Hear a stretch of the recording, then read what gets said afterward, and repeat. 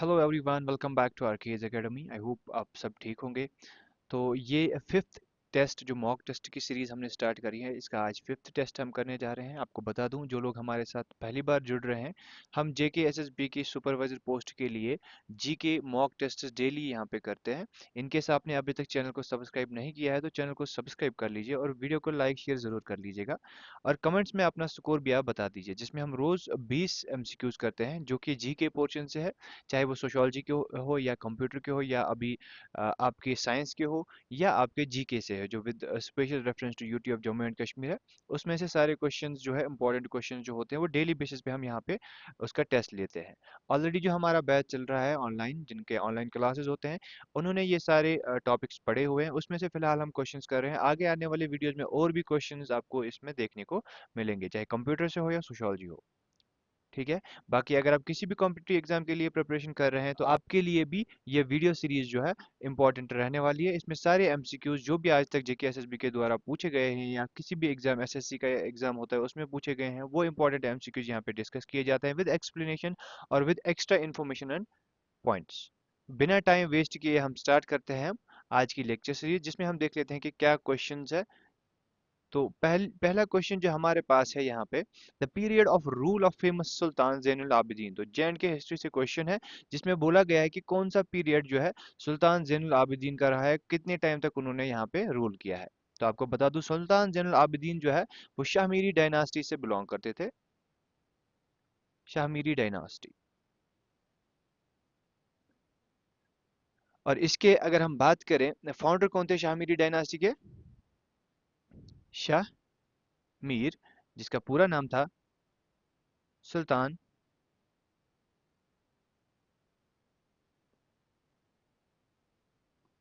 शमसुद्दीन। तो ये क्वेश्चन भी आपको जो है जेकेएसएसबी के द्वारा पूछा गया था, who was the founder of the Shahmiri dynasty. तो ये चीज भी आप याद रखेंगे। तो बात करते हैं यहाँ पे सुल्तान जैनुल आबिदीन की, जिनको और एक नाम से भी जाना जाता है, दैट इज बडशाह। बडशाह के नाम से भी इनको जाना जाता है। जैसे कि आपको पता होगी, यहाँ पे बडशाह के नाम से जो है बहुत सारी चीजें मशहूर है। और दूसरा ये भी है, अगर आपने देखा होगा जैन कदल, एक जो फर्स्ट वुडन जो ब्रिज था यहाँ पे, वो भी इनके टाइम पे ही बना हुआ है, तो इन्होंने ही वो बिल्ड करा है। ठीक है। बाकी शाहमीरी डायनास्टी के और भी बाकी लीडर्स जो हमने पढ़े, बाकी रूलर्स जो हमने पढ़े, जैसे कि सुल्तान शहाबुद्दीन हमने पढ़ा, कुतुबुद्दीन पढ़ा, सिकंदर शाहमीरी पढ़ा, इनके बारे में भी हमने चीजें ऑलरेडी पढ़ी हुई है। तो यहाँ पे थोड़ा सा मैं बता दूं आपको, जो सुल्तान शमसुद्दीन जो है, इनका जो टाइम रहा है, इनका जो शाहमीरी डायनास्टी रही है, ये टोटल 1339 से लेकर 1561 एडी तक रही है। ठीक है। जिसमें सबसे ज्यादा रूल करने वाले सुल्तान जैनुल आबिदीन है। इनका जो टाइम रहा था, 50 इयर्स तक इन्होंने हुकूमत किया था, दैट वाज 1420 से लेकर 1470 तक। I hope this is clear to you. और ऐसा बताया जा रहा है कि जो सुल्तान जैनुल आबिदीन है, इनके टाइम पे जोना राजा क्या था, ये एक कश्मीरी हिस्टोरियन और संस्कृत पोइट था। इन्होंने क्या लिखा था? द्वितीय राजतरंगिणी। द्वितीय राजतरंगिणी, जो कि राजतरंगिणी किसने लिखी थी? कल्हाना ने लिखी थी। द्वितीय राजतरंगिणी उसके बाद किसने लिखी है? जहां तक कल्हाना ने, जहां पे कल्हाना ने छोड़ी थी वो राजतरंगिणी, उसके बाद जो है ऐसा बोला जा रहा है कि जोना राजा ने उसमें ऐड किया द्वितीय राजतरंगिणी, जिसमें थोड़ा बहुत जो है कंटिन्यू उसके बाद कल्हाना के बाद उन्होंने किया था। और इसमें जो चीजें लिखी है वो क्रॉनिकल्स ऑफ किंग्स जो रहे कश्मीर में ड्यूरिंग द टाइम ऑफ, जहां तक सुल्तान जैनुल आबिदीन थे, यहीं पे इन्होंने वो खत्म किया था। तो ये चीज इसमें भी मेंशन है। ओके। ये चीज हमें याद रखनी पड़ेगी, आगे में भी क्वेश्चंस इसमें भी पूछा जा सके। तो ये कुछ इंपॉर्टेंट पॉइंट्स फैक्ट्स थे अबाउट सुल्तान जैनुल आबिदीन और शाहमीरी डायनास्टी के। बाकी अगर आप रेगुलर क्लासेस लेना चाहते हैं, हिस्ट्री पढ़ना चाहते हैं, डीपली हिस्ट्री, अच्छे से हिस्ट्री पढ़ना चाहते हैं, तो आप हमें टेलीग्राम पे मैसेज कर सकते हैं। टेलीग्राम का लिंक डिस्क्रिप्शन बॉक्स में दे रखा है, वहां से आप हमारे बैच में जुड़ सकते हैं। और इन केस अगर आपको कोई भी पीडीएफ वगैरह चाहिए, बुक्स चाहिए, स्टडी मटेरियल चाहिए, तो टेलीग्राम पे भी आप जुड़ सकते हैं। टेलीग्राम पे भी आपको प्रोवाइड किया जाएगा। आप हमें वहां पे मैसेज भी कर सकते हैं इन केस आपको कोई और मटेरियल भी चाहिए। ठीक है। तो नेक्स्ट क्वेश्चन की यहाँ पे बात कर लेते हैं, which is question number 2, the old city of Srinagar या पंद्रेथन वाज फाउंडेड बाय। तो श्रीनगर या पंद्रेथन जो है वो किसने फाउंड की थी? Who was the founder of this city? तो मैंने जब हमारे क्लास में जो हमने पढ़ा था, क्या पढ़ा था? मौर्यन एम्पायर। मौर्यन एम्पायर का जो फाउंडर था वो कौन थे? चंद्रगुप्त मौर्य। ठीक है, हमने पढ़ी मौर्यन एम्पायर।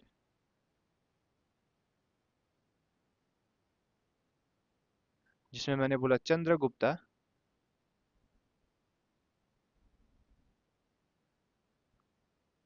मौर्य, ये क्या थे, इसके फाउंडर थे। और इसके टाइम पे ही एक रूलर थे, दैट वाज अशोका। अशोका ने ही ये जो है पंद्रहथन और श्रीनगर यहाँ पे फाउंड करी थी। ठीक है।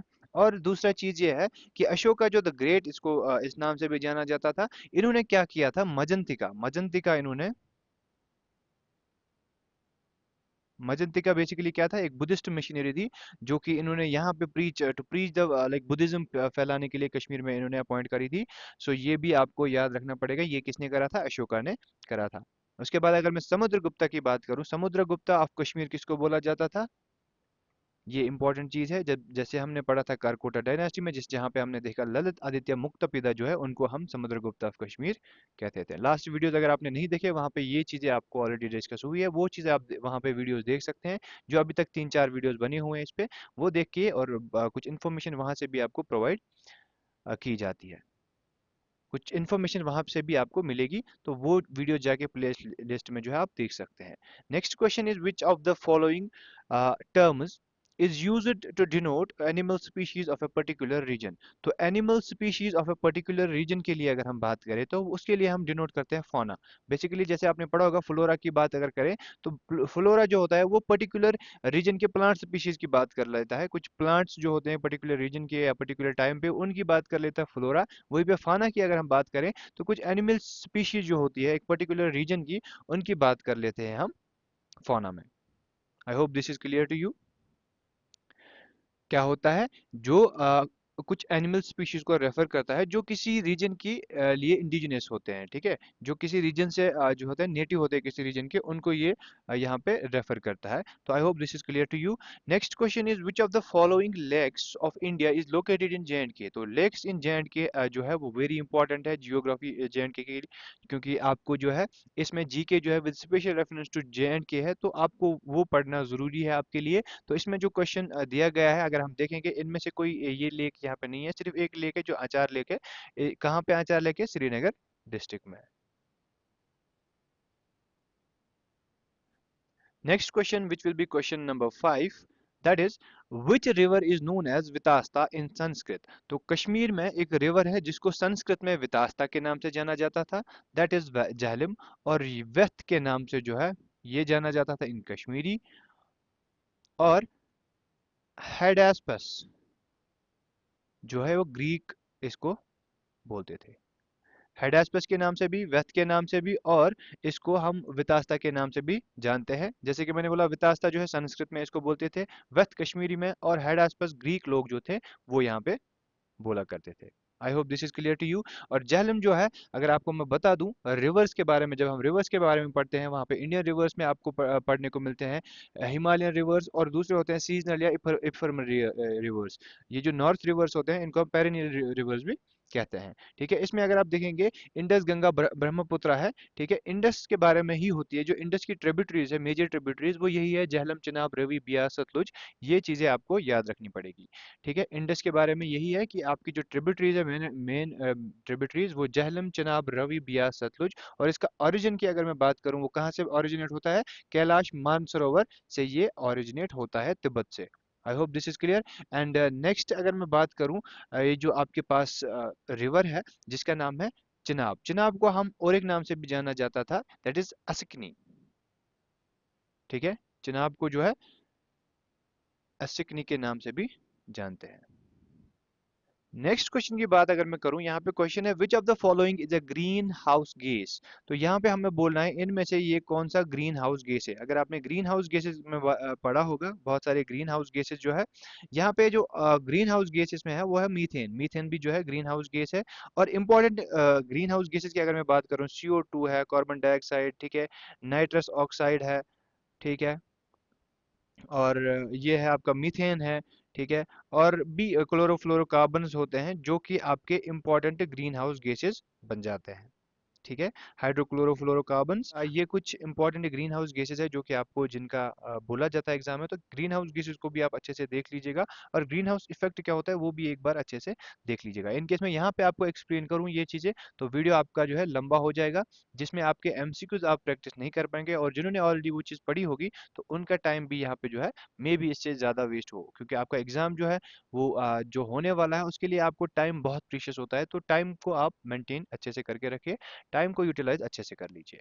नेक्स्ट क्वेश्चन, सुल्तान जैनुल आबिदीन, जिनके बारे में हमने ऊपर ही बोला, who ruled Kashmir during 15th century was also known as, तो ये क्वेश्चन का आंसर जो है मैंने ऊपर ही आपको बोला।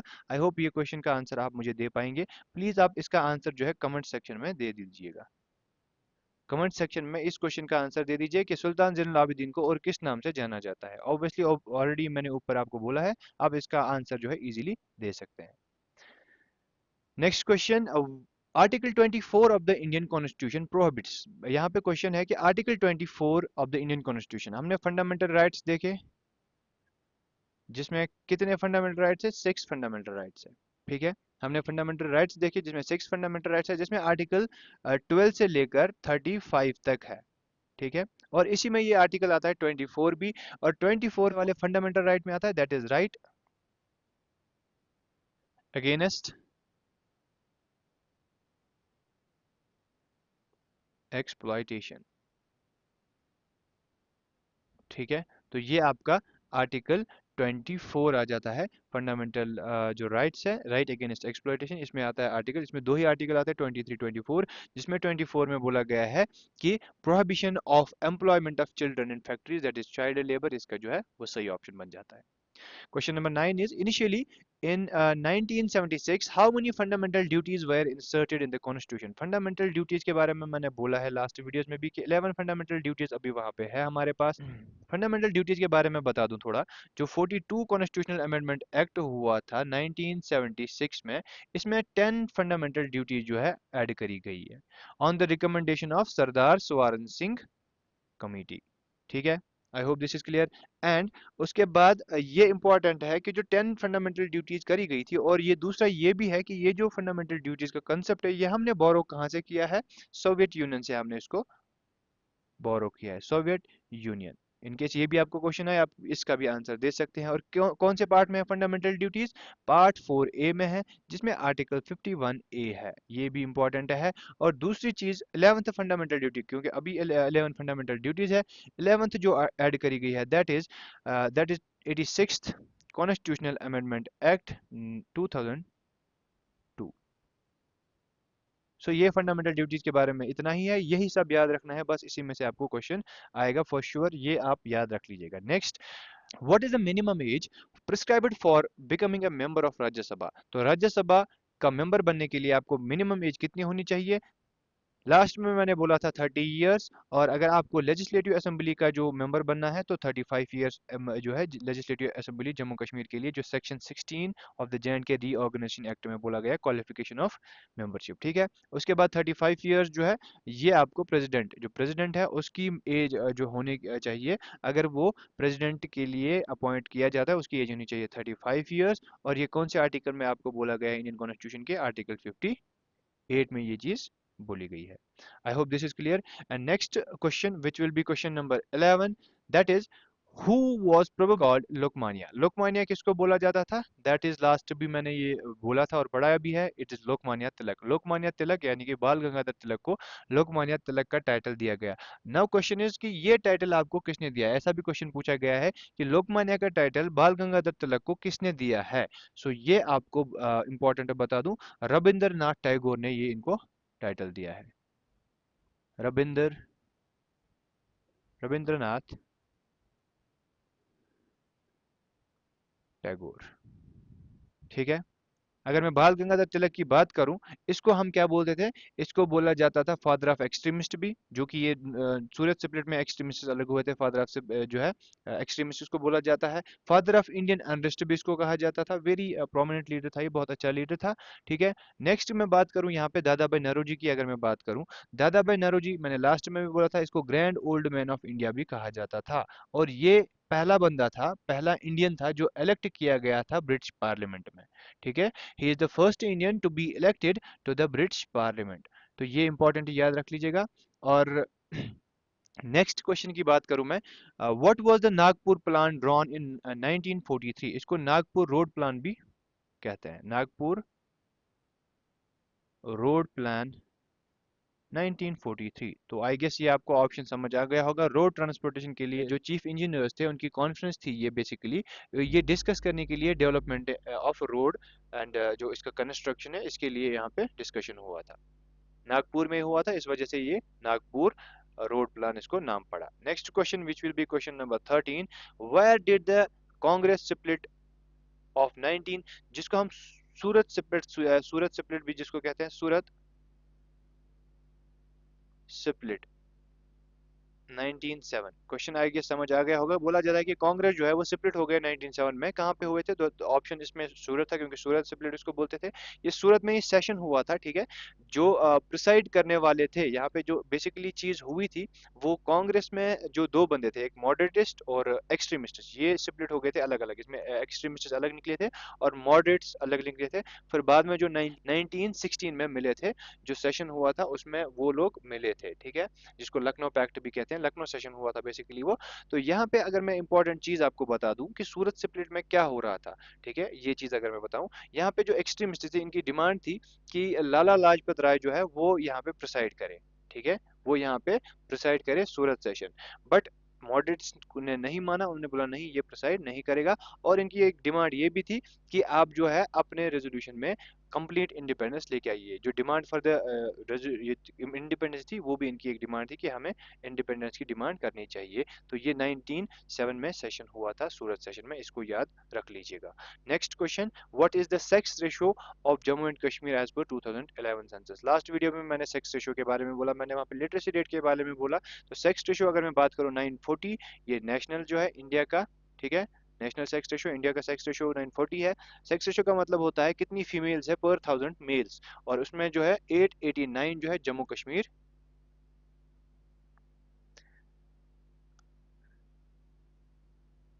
जम्मू कश्मीर का जो है सेक्स रेशो 889 है, ठीक है। और सबसे ज्यादा जो है 1084, that is Kerala. In case आपको ये भी पूछा जाए, केरला, आपको मैं लास्ट टाइम भी बताया था कि सेक्स रेशियो के साथ साथ मैंने लिटरेसी रेट का भी बोला था कि इनका जो लिटरेसी रेट था 94% था, ठीक है। तो ये इंपॉर्टेंट चीज याद रखना पड़ेगा। और अगर मैं 1037 की बात करूं, 1037 किसका है? दैट इज पुडुचेरी, ठीक है। Next question which is question number 15, dash was called as father of Indian unrest? ऊपर ही मैंने बोला था, सो इट was बाल गंगाधर तिलक, ठीक है। इसको क्या बोला जाता था? Father of Indian unrest. Next question, the Jammu and Kashmir reorganisation act 2019 has introduced certain changes. तो जम्मू कश्मीर रीऑर्गेनाइजेशन एक्ट ने कुछ चेंजेस लाई है, किसमें? The states and the union territories. So अगर आपने पॉलिटी पढ़ी होगी, वहां पे आपने शेड्यूल्स देखे होंगे, 12 शेड्यूल्स, उसमें पहला शेड्यूल क्या है?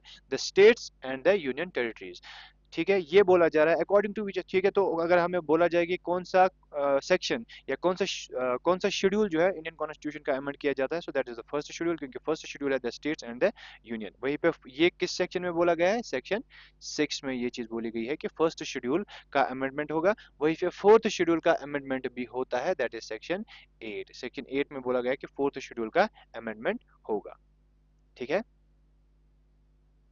Next question, question number 17. Which of the following section of Part 6 of the J&K Reorganization Act 2019 contain applicability of Schedule Caste Order?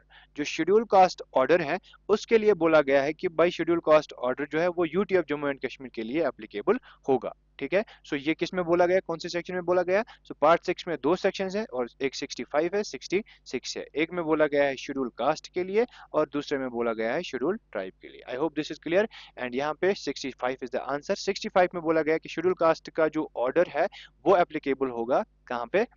Jammu and Kashmir में, UT of Jammu and Kashmir में। वहीं पे 66 में बोला गया शेड्यूल ट्राइब का जो ऑर्डर है वो UT of Jammu and Kashmir में एप्लीकेबल होगा, ठीक है। उसके बाद 67 की बात अगर मैं करूं, इसमें बोला गया है कंसोलिडेटेड, कंसोलिडेटेड फंड। ये आपके पार्ट 7 में दोनों आते हैं, जिसमें दूसरे में बोला गया 69 में contingency fund. Okay, next question, which is question number 18. Section 41 of the J&K Reorganization Act deals with, तो सेक्शन 41 जो Jammu and Kashmir reorganisation act का है वो किसके साथ डील करता है? So that is option A, annual financial statement. जो एनुअल फाइनेंशियल स्टेटमेंट है वो आपके सेक्शन 41 में बोला गया है। वहीं पे procedure as to lapsing of the bills की अगर मैं बात करूं वो किस में बोला गया है? That is section 37 of the J&K Reorganization Act। वहीं पे अगर मैं बिल्स रिजर्व्ड फॉर कंसिडरेशन की बात करूं वो आपके सेक्शन 39 में बोला गया है। और अप्रोप्रिएशन ऑफ बिल्स की अगर मैं बात करूं ये आपको 43 में बोला गया है। तो ये सेक्शंस कुछ इंपॉर्टेंट बन जाते हैं, याद रखने की हमें बहुत ही जरूरत है। और ये सारे सेक्शंस जो है वो किस में आते हैं, कौन से पार्ट में आते हैं? That is part 3।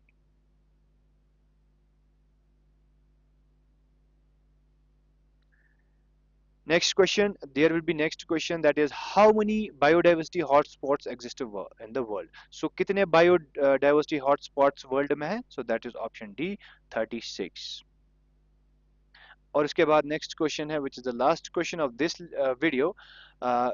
What is the cause of the soil pollution? Soil pollution का जो कॉज है वो क्या है? That is acid rain. अब सबको पता होगी एसिड रेन क्या है, बेसिकली किसका मिक्सचर है? Sulphur dioxide plus nitrogen oxide.